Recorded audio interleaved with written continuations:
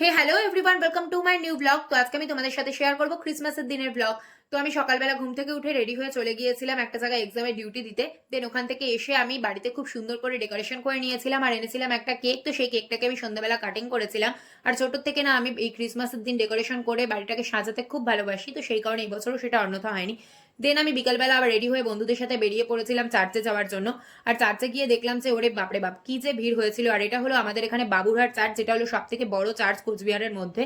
তো এখানে আমি আমার বান্ধবী বন্ধু সবাই মিলে গিয়েছিলাম, তো অনেক এনজয় করেছিলাম। তো নেক্সট আমরা ওখান থেকে বেরিয়ে চলে গিয়েছিলাম নিউ কোচবিহার চার্চে। আর এই চার্চটাও কিন্তু খুব সুন্দর করে লাইটিং দিয়ে সাজিয়েছিল। আর এখানে কিন্তু ভিতরে ভিড়টা অনেকটাই কম ছিল, যেহেতু আমাদের যেতে অনেকটাই রাত হয়ে গিয়েছিল সেই কারণে।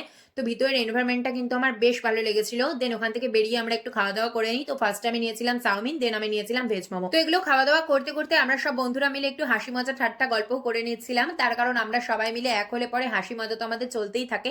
তো আমার এই ব্লগটা তোমাদের কেমন লাগলো অবশ্যই জানিও। বাই।